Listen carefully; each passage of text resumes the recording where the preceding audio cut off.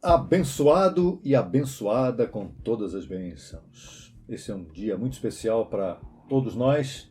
É o melhor dia de sua vida, declare isso, é bem importante. Porque você vai, juntamente comigo, desfrutar de mais um comentário a respeito do Evangelho depois da cruz.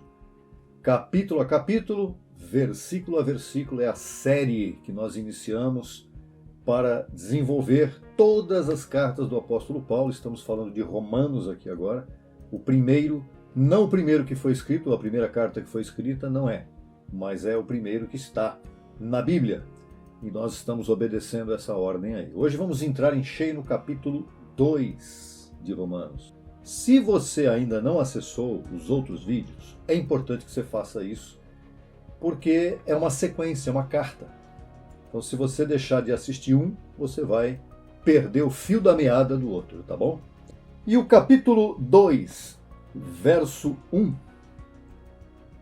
ele vai tratar de um tema muito interessante que muitas pessoas não sabem exatamente o que significa quando Deus diz que ele não faz acepção de pessoas. E o título é Juízo sem acepção de pessoas. No primeiro capítulo de sua carta, Paulo fez referência a gentios pagãos. O que eram gentios pagãos? Eram gentios depravados, idólatras, e idólatras até mesmo de si próprios, né? Porque gentios, no Novo Testamento, no Evangelho, Paulo faz muita referência aos gregos, e os gregos eram muito idólatras de si mesmos. Eles faziam grandes discursos lá no Areópago, em Atenas, por toda a Grécia, e depois isso se espalhou pelo mundo inteiro. E eles afrontavam ao próprio Deus com a sua incredulidade. Uma vez Paulo esteve entre os gregos lá em Atenas, e ele viu como era grande a idolatria, não é? O afastamento de Deus daquele povo. É interessante que os gentios pagãos e idólatras, eles desfrutam de toda a bondade de Deus. Eles desfrutam do sol que Deus traz ao mundo, da chuva, né, do clima maravilhoso, desfrutam da natureza, de tudo que está aí. Porém, não honram aquele que criou todas as coisas. E não o reconhecem como Deus. Nós já vimos isso no capítulo 1, a que ponto chegou a humanidade, a ponto de o homem se colocar no centro do mundo e afastar Deus da sua vida. Veja o vídeo anterior que vai ser muito importante, tá bom? Agora vamos na sequência do que está no vídeo anterior. Por isso Paulo diz, pelo qual, né? Ele entra no capítulo 2, verso 1, dizendo, pelo qual o quê? O que está antes no capítulo 1, versos 24 a 32. Pelo qual és indesculpável, quer dizer, não tem desculpa. Ó homem, quem quer que sejas, tu que julgas. Pois naquilo que julgas a outro, te condenas a ti mesmo. Porque tu que julgas, fazes o mesmo. O que quer dizer aqui agora essa carta de Paulo está endereçada? Agora a quem? Aos religiosos. No orgulho dos religiosos. Porque os religiosos são aqueles que estão sempre olhando a sua própria perfeição. Eles acham que são perfeitos porque são religiosos. Eles acham que são perfeitos e acabam julgando os demais sem Deus. É isso que Paulo está dizendo. Você também não tem desculpa, ele disse. Está jogando uma água fria nos religiosos, porque você está julgando os outros que são depravados, né, que são mundanos, e você está pensando que você está escapando disso. Não. Porque enquanto aqueles que são sem Deus idolatram a si mesmos, os religiosos também acabam se idolatrando a si mesmos, no sentido de se considerarem superiores aos demais. E aí acabam julgando os outros que não têm Deus, porque eles pensam que pelo fato de eles terem Deus, eu tenho Deus porque eu sou um religioso. Eu tenho Deus porque eu sou uma pessoa especial. Não é assim que funciona. Veja o verso 2. Mas sabemos que o juízo de Deus contra os que praticam tais coisas é segundo a verdade. E pensas isto, ó homem, tu que julgas aos que fazem tal coisa? e fazes o mesmo, veja, ele está falando agora dos religiosos, que escaparás do juízo de Deus? Ou menosprezas as riquezas de sua benignidade, paciência e longanimidade, ignorando que sua benignidade te guia ao arrependimento? Ou seja, Deus está dizendo para os religiosos, olha, vocês estão pensando que Deus está se referindo só aos que estão sem Deus, aos homens depravados? Não. Deus está mostrando para vocês, religiosos, que vocês também precisam se arrepender. Está falando Paulo naquele tempo lá, né? Das coisas erradas que vocês estão fazendo, no sentido de ficar julgando os outros, pela sua própria, achando que vocês são especiais. E o verso 5 diz, mas por tua dureza e por teu coração não arrependido, entesouras, acumulas para ti mesmo ira para o dia da ira e da revelação do justo juízo de Deus, o qual pagará a cada um conforme as suas obras. Agora a gente vai entrar num negócio aqui bem interessante. Diante de Deus, tanto a irreverência imoral pagã quanto a hipocrisia religiosa são condenáveis. Diante de Deus, tanto aquele que é incrédulo quanto aquele que pensa que é alguma coisa por ser religioso, também os dois não servem. Enquanto o ateu nega a existência de Deus e se idolatra a si próprio, o religioso rejeita os ídolos da sociedade, mas tem seus ídolos guardados no coração. Quer um exemplo? O religioso protestante que condena o católico, por exemplo, porque tem os santos lá na igreja. Tem lá a sua igreja, o seu templo com os santos na parede. Né? Veneram os santos, oram para os santos e tudo mais. Isso está errado? Está. Porém, o que acontece com aquele que julga? Ele também tem seus ídolos no coração. Tem seus líderes espirituais, tem seus pastores, mestres que eles consideram que são importantes para eles, mas na verdade todos aí estão sujeitos ao julgamento de Deus. Por quê? Veja o verso 20, veja o verso 7. Vamos ler o 6 para completar com o 7. O qual pagará a cada um conforme as suas obras. Vida eterna aos que, perseverando em fazer o bem, buscam glória, honra e imortalidade. Mas ira e aborrecimento aos que são contenciosos e não obedecem à verdade, senão que obedecem à injustiça. Está dando a impressão aqui de que Paulo está dizendo, ou está querendo dizer que a salvação é pelas obras. Mas isso precisa ser entendido, aclarando que há dois grupos aqui. Primeiro grupo, o grupo dos que honram a Deus e se submetem à sua dependência. É disso que ele fala quando diz que pelas suas obras você será julgado. O segundo grupo é dos que se consideram autossuficientes e que, por se considerarem ateus, podem estar se considerando ateus, esse um dos grupos, e o outro grupo por se agarrarem à hipocrisia religiosa. O contencioso quem é? É aquele que está sempre em disputa. O contencioso é aquele que está sempre questionando a Deus. É aquele que está sempre contra tudo que se chama Deus, questionando as ações divinas. Não é? Por que Deus fez isso? Ah, se você está crendo em Deus, por que Deus permite o mal no mundo? Por que Deus escolheu pessoas para salvação e outras para perdição? Percebe? Ele está sempre questionando a Deus de uma forma ou de outra. E pode ser até um religioso que está inconformado com o que Deus está fazendo. Ah, eu entrei na igreja pensando que Deus ia me abençoar nisso e nisso que eu estava precisando. E não é assim que você se submete a Deus. Deus é o teu dono. Ele faz com você o que ele quiser.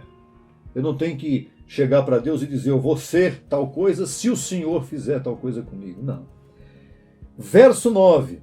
Tribulação e angústia sobre todo ser humano que faz o mal. O judeu primeiramente e também o grego ou o gentil. Então é isso que Paulo está dizendo aqui. Não é? Ele está dizendo, ira e aborrecimento aos que são contenciosos e não obedecem à verdade, senão que obedecem à injustiça. Tribulação e angústia sobre todo ser humano que faz o mal. O judeu primeiramente, né? Porque é o exemplo que veio pela lei, e também o grego gentil. Mas glória, honra e paz a todo aquele que faz o que é bom. Ao judeu primeiramente e também ao grego, que é o gentio. Porque para Deus não há acepção de pessoas. Aqui entra o texto que nós mencionamos no começo. Vamos continuar porque a explicação vem no final.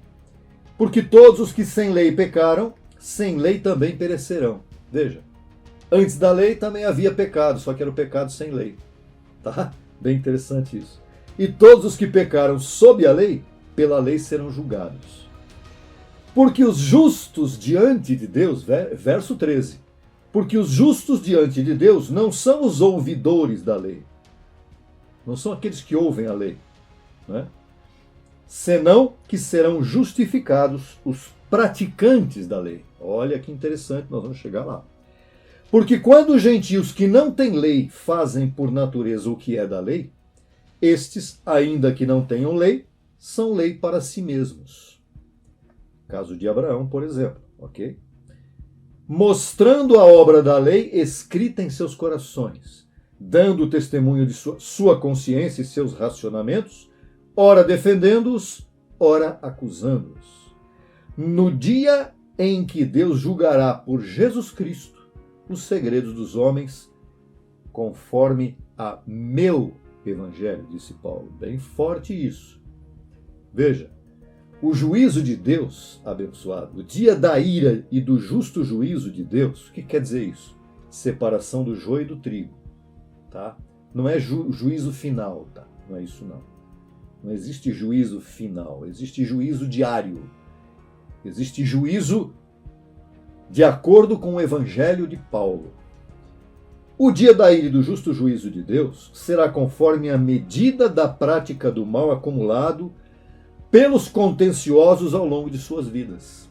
Pessoa que sempre questionando Deus, isso está acumulando ira para Deus, porque ninguém tem que questionar a Deus, a gente tem que se submeter a Deus, porque Ele é o nosso Senhor. E terá como parâmetro o Evangelho de Paulo. Veja, agora vamos definir o que é bom e o que é mal, o que é bem e mal. Todos os homens, a raça humana, na carne, se julga bem e mal de uma forma. No espírito, Deus julga bem e mal de outra forma. O que é mal ou bem para Deus? Não é a mesma coisa que o mal e o bem para o homem. É aí que está a questão da acepção de pessoas. Quando Deus escolheu seus filhos em amor, Ele fez isso de conformidade com propósitos dele, que Ele estabeleceu. Antes mesmo de tomarmos corpos humanos. É esse o ponto. O juízo de Deus, o julgamento que Deus faz das coisas, não envolve carne. Se Deus escolheu, amou Jacó e aborreceu Esaú, Ele amou Jacó e aborreceu Esaú antes dos dois nascerem. O texto está lá, claro, falando sobre isso. Antes deles terem feito bem ou mal, Deus já tinha determinado o futuro de ambos. É muito importante isso. Isto quer dizer que Deus não faz acepção de pessoas, ou seja, Ele não julga porque o homem fez uma coisa boa na carne ou porque o outro fez uma coisa errada. Não. Ele julga o coração antes da pessoa fazer. Por isso que o ladrão na cruz era um salvo, porque ele não foi escolhido por ter sido ladrão ou não. Ele foi escolhido antes. Deus olhou o espírito dele, depois ele veio à terra para praticar o bem ou o mal. Da mesma maneira, em relação aos vasos de ira, de que Paulo menciona no capítulo 9 desta mesma carta. Veja só, é o que eu mencionei agora há pouco. Depois você vai lá em Romanos 9 e busca. Quando Deus diz que Ele suporta com muita paciência os vasos de ira, preparados para a perdição, não é? E Ele também tolera e aguarda os filhos dele, que foram predestinados para a salvação. Quer dizer, Deus não escolheu a uns porque eram bons segundo a carne, nem rejeitou a outros porque eram maus segundo a carne. Entenda isto. As pessoas ficam perguntando, as pessoas que não têm Deus, ficam perguntando por que Deus escolheu fulano então e desprezou o cicrano lá. Por que Deus, tem gente que até fala isso, por que Deus escolheu o diabo para ser diabo? Ué, não é? O diabo não tinha chance de se arrepender? Não. O Judas não tinha chance de se arrepender? Não, porque ele foi um vaso de ira de Deus. É muito interessante isso. Por isso, diz o texto que Deus não faz acepção de pessoas, que significa Deus não tem preferência por alguém. Em razão de sua classe, Deus não tem preferência porque a pessoa é rica ou porque a pessoa é pobre, porque a pessoa tem os privilégios tais e tais, porque a pessoa tem a qualidade A ou B, ou porque a pessoa tem o título tal que ela recebeu na vida, na sociedade. Ah, fulano lá, Deus gosta dele porque ele é poderoso na terra. Não, isso não existe. No próximo vídeo, olha, falamos de coisa forte hoje, hein? Então você já entendeu a questão da acepção de pessoas, né? Deus não tem acepção de pessoas na carne. Ele escolheu e predestinou os seus filhos segundo o seu coração, segundo o amor que estava dentro dele em espírito.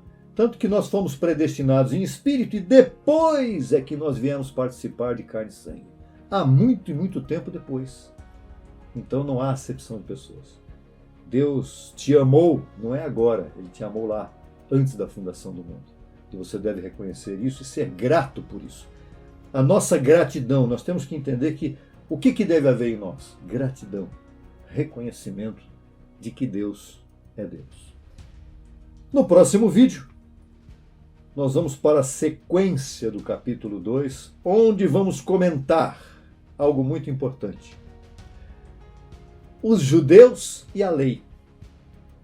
A lei foi dada aos judeus e eles começaram a se vangloriar de que eram o povo escolhido de Deus, pensando que eles todos poderiam cumprir a lei e serem julgados pela lei e serem aprovados, e que hoje eles são o povo de Deus porque cumprem a lei. Não, há muita coisa para falar sobre isso no próximo vídeo. Até lá, abençoado e abençoada com todas as bênçãos.